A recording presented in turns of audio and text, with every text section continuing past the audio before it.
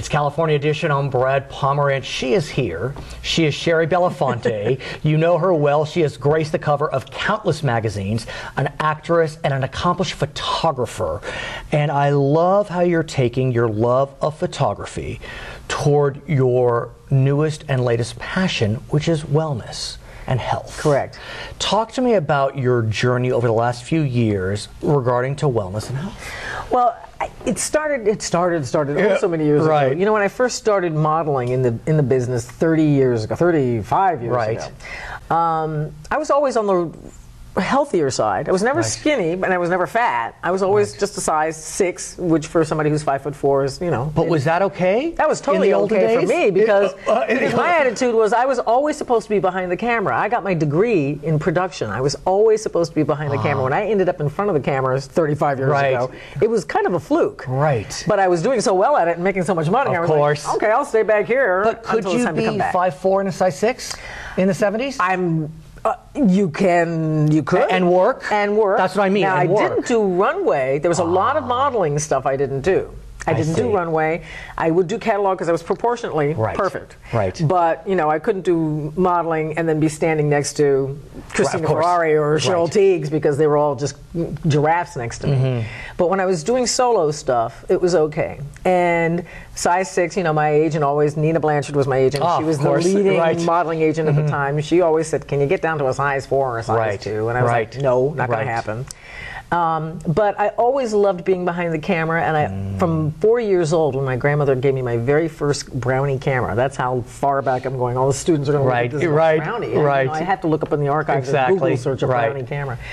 I've always loved being behind the camera, and I had always anticipated being behind the camera. Even with Dad being whom he was? All the more reason why, because it was a lot easier to be back behind the stage and take pictures of everything that was going on. Of course. And try to create my own little story than it was to try and get into the mix.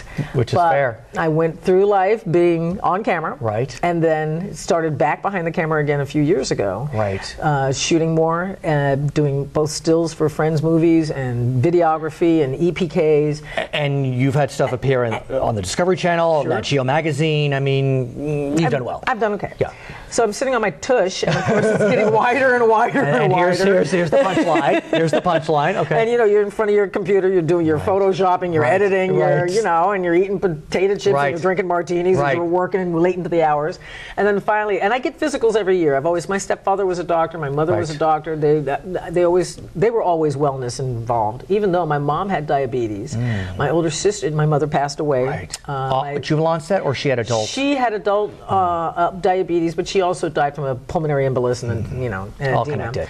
All connected. And I had aunts and uncles that died from diabetes and or heart conditions. My grandfather on my father's side died from a heart condition. My grandmother on my mother's side died from a heart condition.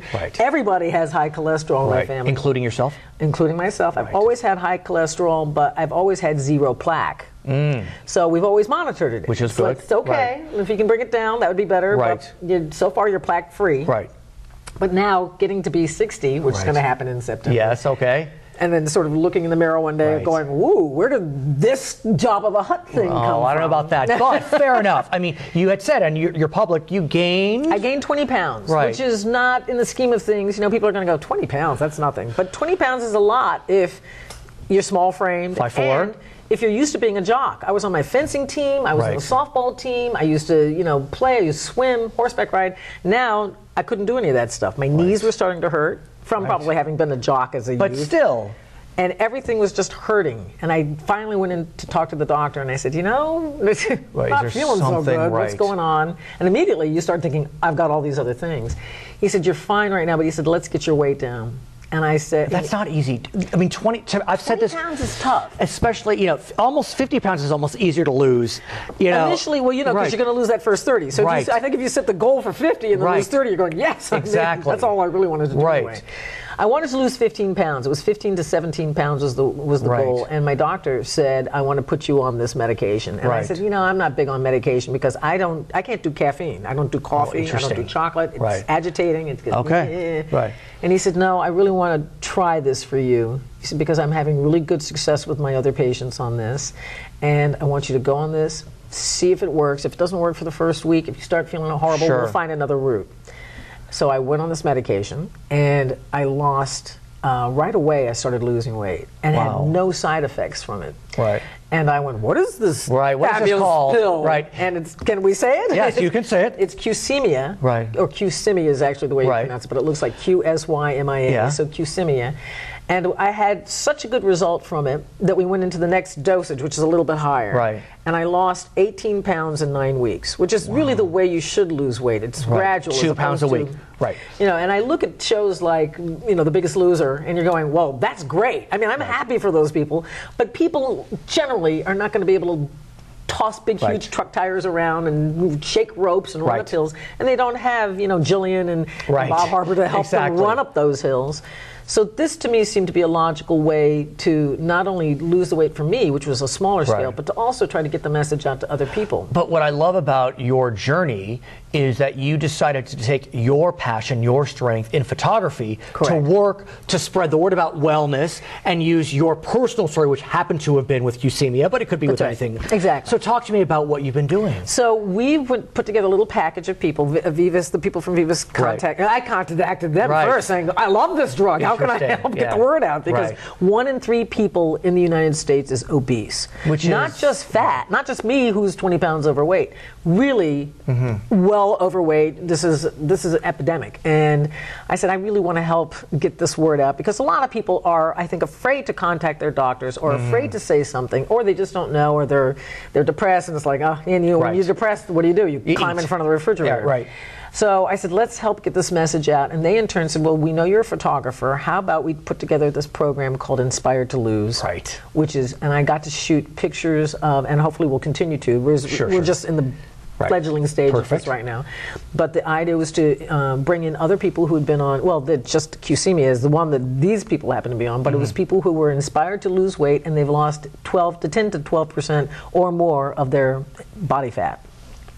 So we have people who've lost anywhere from 15 pounds to 115 pounds. Wow.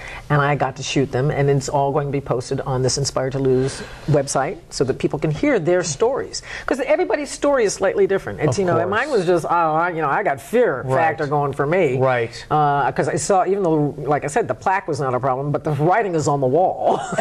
But along those lines, you lose 20 pounds. What has that done for your cholesterol level, your sugar level? My cholesterol level came down a little bit. Now, my sugar, everything else was fine. Oh, really? So I didn't have those problems. Cholesterol was really the only thing, and my cholesterol came down about 7 points. Which is real. So far.